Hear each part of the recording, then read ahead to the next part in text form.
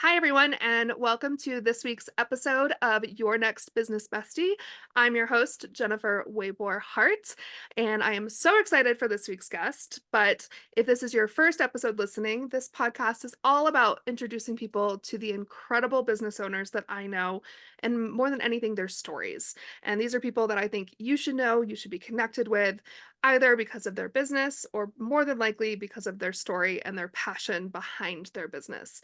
So, this week's guest is Elizabeth Boulos. I am so excited to have you, Elizabeth. Welcome to the show.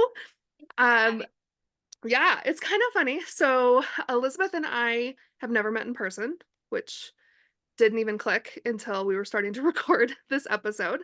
But Elizabeth lives in Denver, but is from Maine. And she and I met because of a huge networking group here in Denver called Denver Boss Babes that I'm a member of. Elizabeth is a moderator admin of.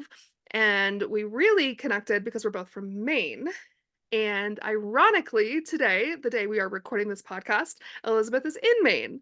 I'm in Colorado, and a little summers in Maine are something that I miss. There's just nothing like a summer in Maine.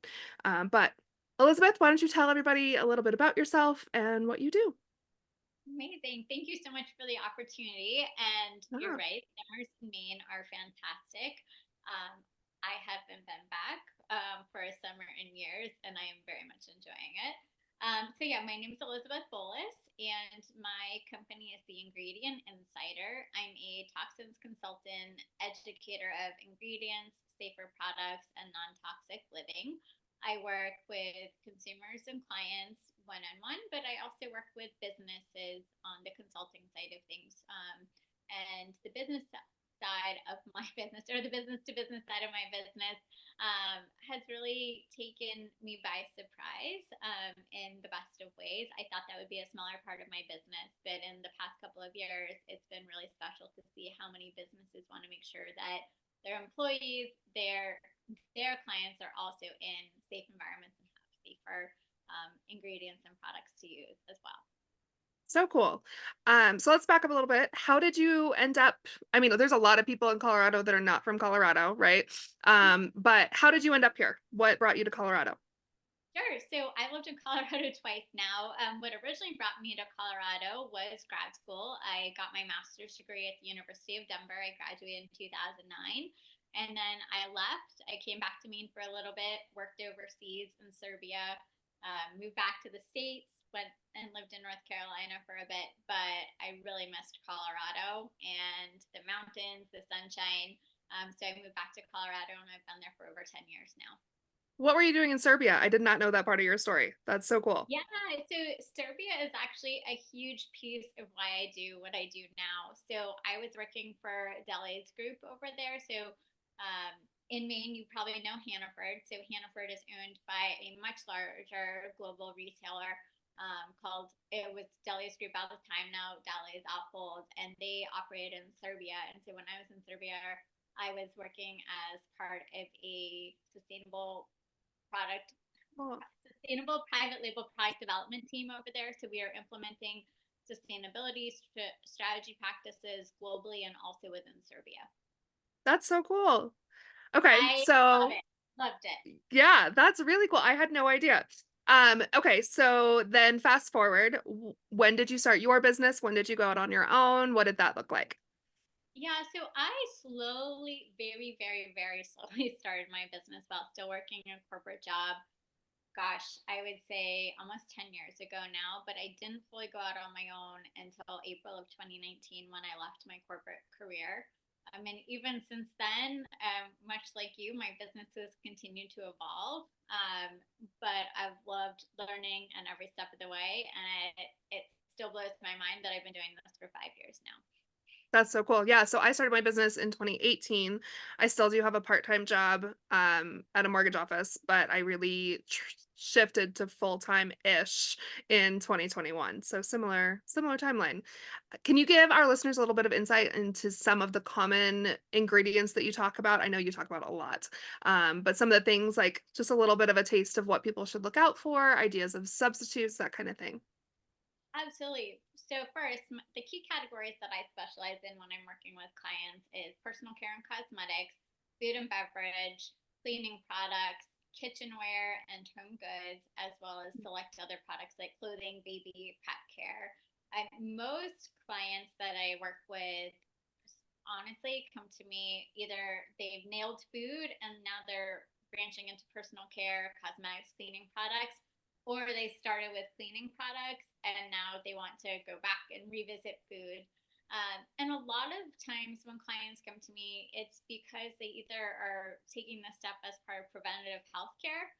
They just know that reducing toxins in their lives is a really good way to reduce that burden on their bodies, or because they're faced with a chronic illness or on their fertility journey. So they're either in the early stages of trying to get pregnant and have a family, or maybe they're having some challenges in getting pregnant and they want to reduce toxins to really help support their body along the way.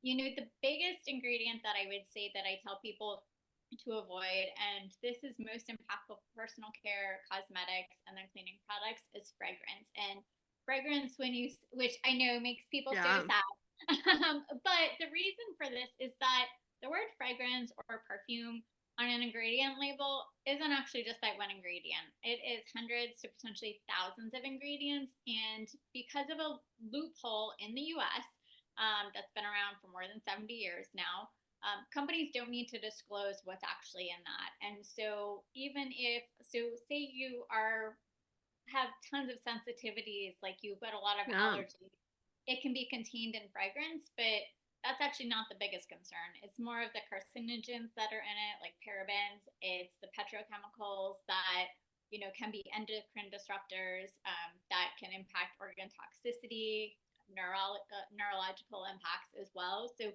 that's the number one ingredient. And it's easy, right? It's an easy ingredient to see on packaging Right. because so often, right? Like there's that.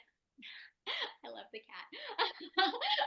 So, what happens is I have people who come to me and they're like, I've just been told if it's a long ingredient list or if I can't pronounce it, just avoid it. And the reality is that's actually not true. Like when it comes to fragrance, I would much rather an ingredient label be super long and Mhm. disclose all of those fragrance ingredients than be super short and just say fragrance.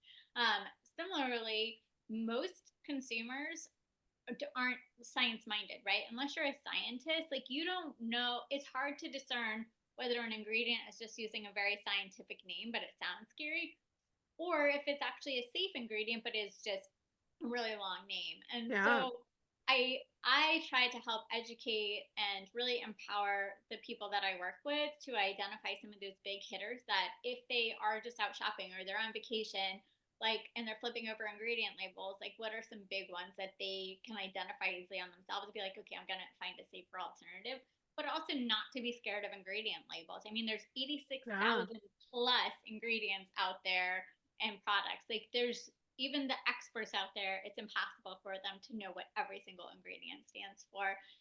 So for personal care products, ingredients, that's a big one. When it comes to food products, I talk about ingredients, but I also talk about packaging. And so on the ingredient side of things, if you're buying processed foods, obviously avoiding artificial colors is a really impactful Yeah. one. And that's been in the news a lot lately. There's often the joke of the Skittles ban in California last year that's now having a ripple effect.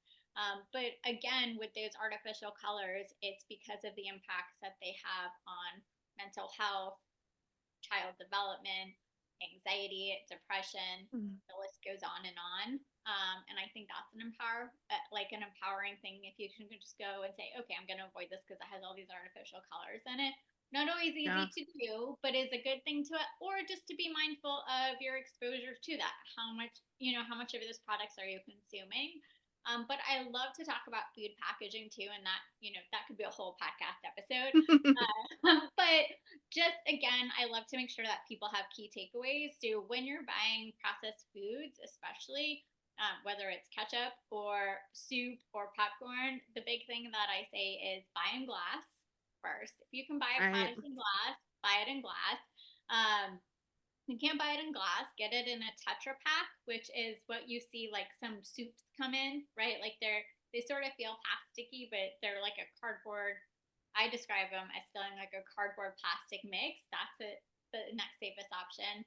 If you can't find that, then get in an aluminum can, and then after that, get it in plastic. And the reason is one thing that most people don't think about when they're thinking about toxin exposures or even ingredients is that the packaging can actually really impact the formulation of the product inside. And again, for example, with buying glass, anytime you're buying something that is really acidic, so you think of ketchup, tomato sauce, tomatoes, definitely buy those in glass as much as possible because they have the power to really like leach those chemicals from the plastic packaging. That's So those are, fascinating. yeah, those are a few big Yeah. ones. Yeah. Yeah, that and especially your comment on the ingredients list, because I don't know when that became a thing, but absolutely it was like, it's not healthy if it has a huge ingredients list. And Hmm. I mean, what you're saying makes sense. I mean, those products still have who knows how many ingredients, but if they're looping them under these categories, then you actually have no idea what you're consuming. Totally. And then the long words that people think are scary, that doesn't mean it's some, mutating crazy chemical either. Totally, Um, totally. I mean, I felt right. I fell for that. I was like, oh, it's a long list. It's got to be toxic. And it really yeah. wasn't until I was working in product development and marketing and really started digging in that I was like, oh, this ingredient that like sounds super scary is really just a scientific name of a plant. Right? And a safe plant, not like a plant you need to be afraid of. I was like, oh, okay, this is interesting. But again, I think, right, that's where you know this because you know marketing too. And I had a Mhm. marketing background as well. Like, that's just those phrases that get stuck with us. It's right. Like, you're like, Yeah. oh, that's scary. I need to remember this. And it's like, actually, it's not as scary as you think it is. Let's just break it down. So often, what I'm doing when I'm working with clients or even friends, anyone who knows me in real life knows my business doesn't get separated much from my personal life at all. Feel that. Totally. I feel like they all kind of get rolled into one, but it's just empowering you. Like, hey, don't be scared because it's a long ingredient list. It could be fine. I mean, I can Yeah. tell you I have tons of products in my house that look like they're really scary because they're really long, but I'd actually rather them be really long. And another great category to talk about that with is cleaning products. So cleaning Mm. products in the US aren't required to have an ingredient label at all. So if you find a cleaning product that has an ingredient label, that is an amazing start because that already Okay. tells you that the company is being transparent with you and telling you what's in it. And yes, that tends to be more of the safer products than, some of the more conventional products that you'll find that on. But still, it's allowing you to be informed as a consumer and also know what you're being exposed to because Mm. even if you just have a lot of allergic reactions and sensitivities, like it's good to know what is in that product so you know if you are going to be more likely to have a reaction to it. Okay. So if someone, on a budget shopping, let's talk cleaning supplies because that I think that's become really buzzy too. With like buy this kit of like, more sustainable, healthier cleaning products.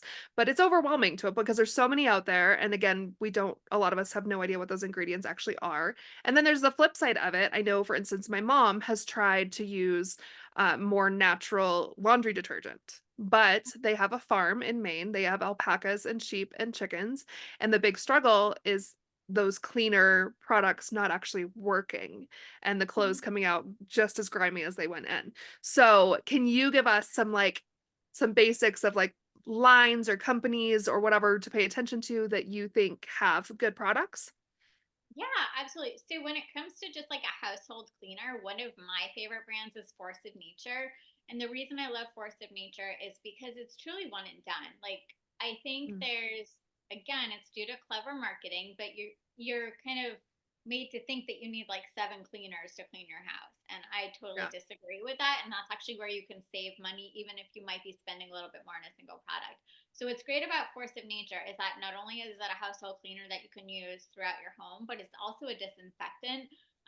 It's one of the only safer cleaners that disinfects, but is also CDC approved. So you can use it, like hospitals can use it, Cool. daycares can use it, fitness centers can use it.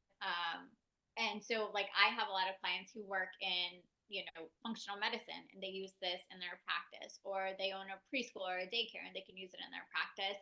And it's kind of the way it works is kind of like a fun science experience because you have to activate it. and then it's good for a few weeks and you can use it. But a lot of my clients with kids are like, oh, they actually like cleaning now because you get to watch it bubble on the activator the way it works. So that's one of my favorite brands for that. It's nice and simple. And again, kids can get involved. And I think anytime you get kids involved, Mhm. like with cleaning, like Absolutely. that's a lot of fun. One of the brands I love for laundry care products that actually works really, really well is Humble Suds. They are woman owned. They're based in Colorado. They are also more of the zero waste. So it is powder, but you can use it with a wide variety of dishwashers. Yeah, sorry, not dishwashers, washing machines. Because that's often like the complaint, like you said, with laundry. It's like, ooh, I like this clean smell, which my asterisk to that is like clean isn't a smell. Clean, that's what clever marketing has taught us. But Yeah. Humble is, I think, is fantastic. They're primarily online.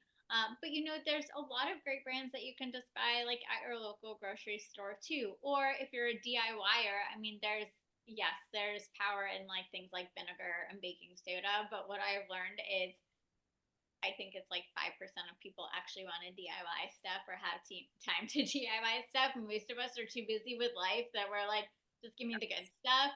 And there's some brands where it gets tricky. Like some of their products are safer than others, but generally speaking, like Seventh Gen is actually like safer. I don't necessarily recommend all of their products, but a lot of theirs, especially like their dishwashing detergent, is like a very safe one to go grab. Okay.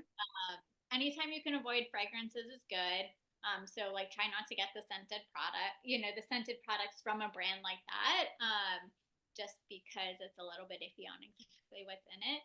But I think that's one that's widely known that a lot of people, you can kind of go pick up at your grocery store, your Target, and that makes it a lot easier for um, Absolutely. Yeah, because I see the TikToks and I somehow I've ended up on a lot of TikToks where it's like people recreate, making things at home, cleaning supplies or like cheese or what, and I'm like, that's cute and all, but there's no way. There's just no way that that's functional for, a family with kiddos running around or entrepreneurs that have crazy totally. schedules. And I was thinking about your marketing point and also like a big one when it comes to eggs especially is organic and free range and like so the reverse too like marketing. That's why I was so hesitant for so long to say that I'm in marketing because marketing is such like a dirty word in a lot of worlds, but especially like I love farm fresh eggs. Like, I truly miss being able to just grab eggs from my parents' house. So when I was back, when I moved to Colorado and having to shop for eggs again, and the farm fresh, the organic, these terms that we think are safe and have, we think we know what they mean even, but have just become buzzwords on marketing too. Totally. Yeah, eggs are a big one. And just to back up, I didn't really share this part of my story, but part of why I do what I do is because I worked in the food industry for a very long time.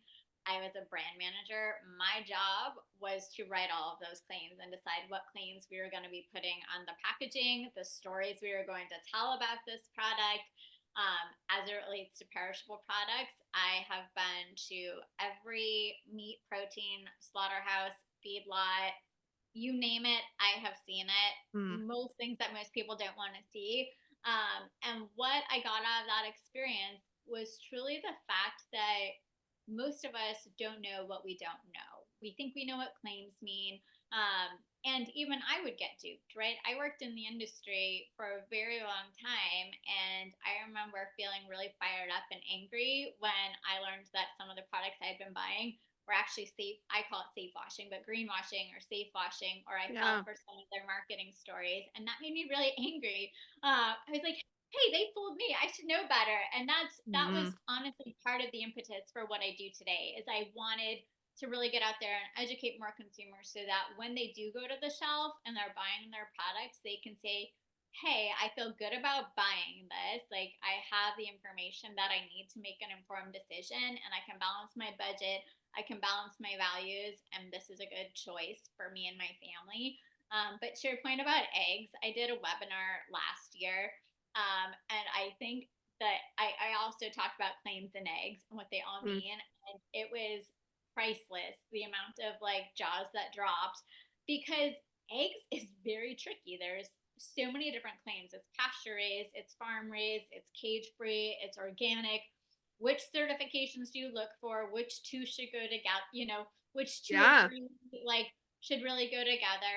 Oftentimes for consumers, what we think a claim means isn't actually what it means. And even as it relates to organic means something different when you're shopping like the perimeter of the store, so the fresh departments of a store, than it does when you're shopping more processed foods. And that's also super confusing. And it's one of those things that you wouldn't know unless you worked in the industry or heavily researched it. And that truly is where like the ingredient insider part of my business comes from, is like, and even my Facebook group is called the ingredient insiders, because I'm Yep. like, you're one of the insiders, like you're going to find out all of this stuff so that you can go figure it out. But you're right, like when it comes to food, I mean, there's, and especially eggs, like I'm still with you.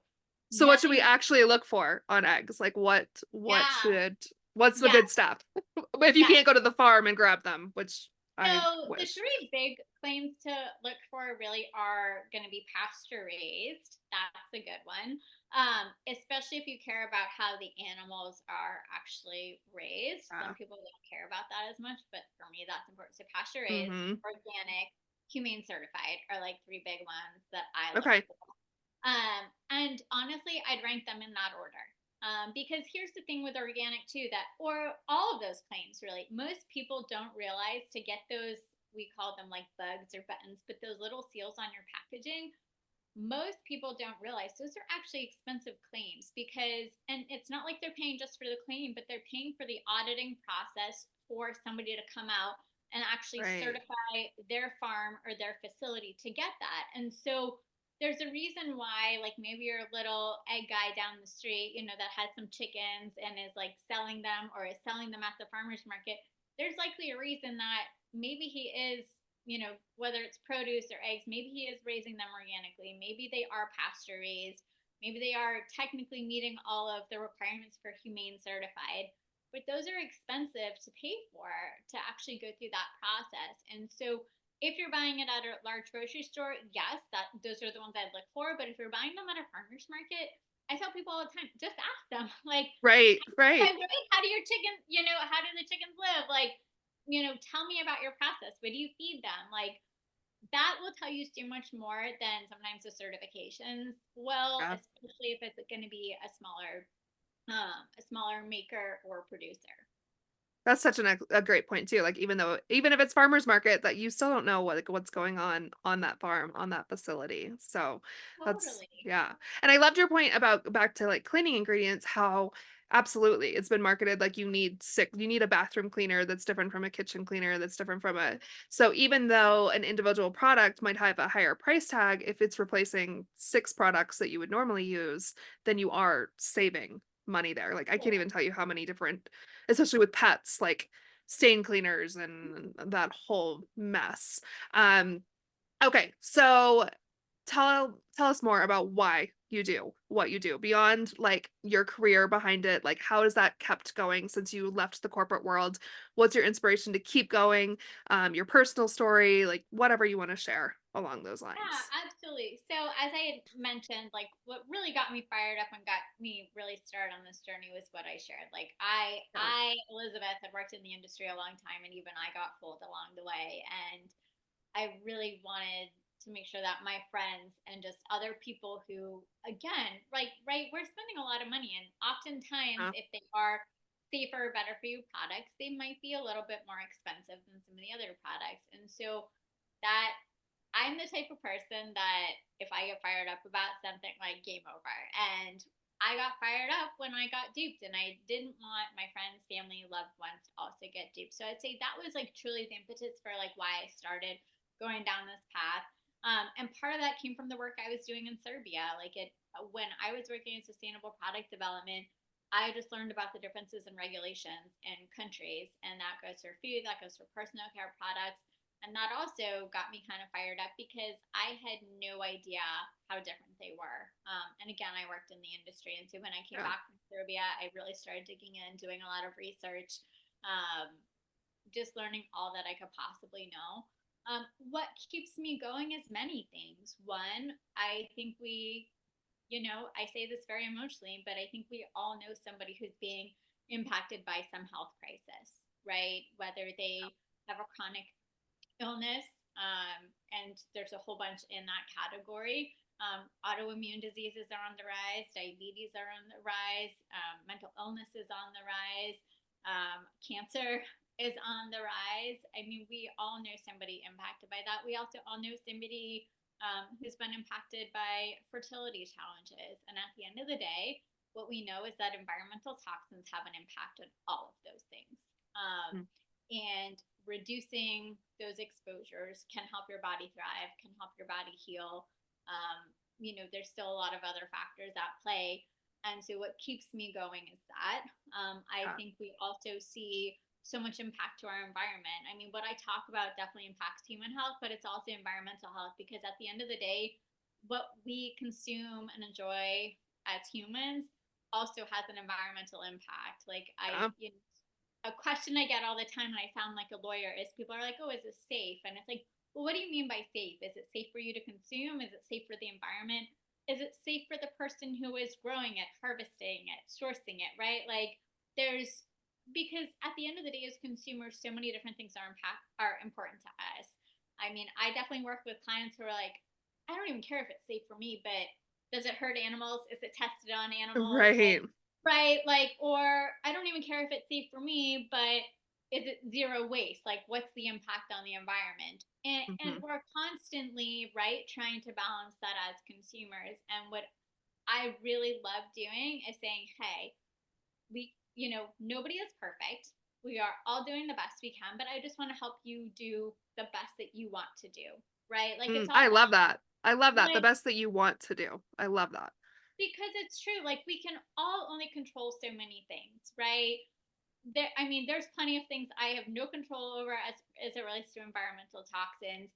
And we all still want to feel good about ourselves, whatever that means. So I am never the person who's going to be like, stop doing this, stop doing that. I'm going to say, okay, what are your health goals? What's going on with you health wise? Or what are your values? And let's find the best products for you that meet those needs, meet your budget. And that way, again, you can feel good about yourself and that you're doing the best you can with the information you have because it truly is about controlling what you can so you don't worry about the things that you can't. And if you're getting tons of exposures of certain toxins in one area, maybe it's your lifestyle, maybe it's your job. There's plenty of jobs that have Um, super high levels of toxin exposure. Okay, that's where you're getting a heavy exposures over here. So then let's mitigate those exposures in other areas of your life. And to me, it's really about empowerment. I want consumers to be empowered. I want people to feel like they can take control over things, and not be fearful either. I think in this world, there is definitely a lot of fear mongering, and that is never my intention. It's really coming at an angle of empowerment. Like, you know, I know that there are people out there who are like, oh, we're all going to die anyways. And yep, that's true. We are. yep. But if we can reduce some of those toxin exposures, like our body can thrive differently than if it is super burdened with a lot of toxins. And the reality is, there's so many little tiny things that you can do to reduce those exposures to help your body heal. I've Yeah, it's dealt one with of those chronic like illness. absolutely Yeah, everyone's gonna die, but how about finding ways to thrive in the time that we do have? Like totally. yeah. Um, Absolutely. but yeah, keep going what you're about chronic Oh no, illnesses. I was just Yeah. gonna say, like, even myself, like I've been faced with chronic illness, like myself, and what I found empowering on my own journey was just the fact that I was so glad that I had done a good job of taking care of myself, so I didn't have Yeah. all these other toxins in my body, so my body could fight the chronic illness. It didn't have to just Yeah. worry about fighting toxins and the chronic illness, and you're right, and all of these other things. And I just think there's huge empowerment in that. Absolutely. Very cool. So how can people plug in with you, Elizabeth? Like from everything, I know you give out a lot of free information. I know that I get to consume a lot of that free information that you provide, but tell us more from free to paid. How can people work with you? Absolutely. So free resources, my website. If you're truly looking just for products, on my website, broken up by category, I have some of my favorite non-toxic products with links.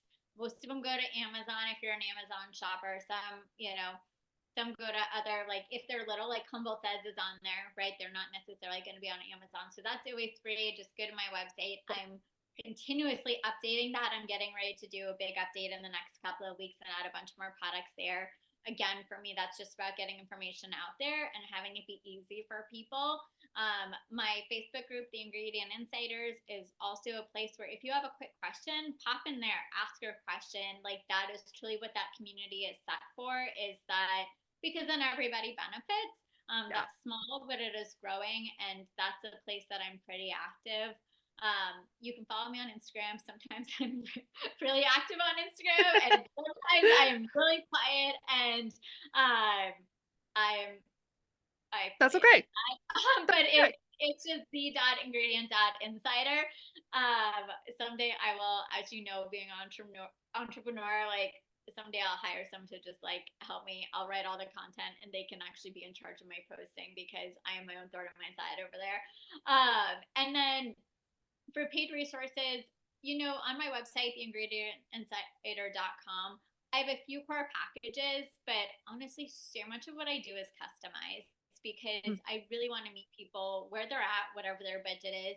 I'm actually beta testing a new service right now because one thing Oh, that I recognized was so many people are busy. They don't want to hop on Zoom. They don't want to hop on a phone call.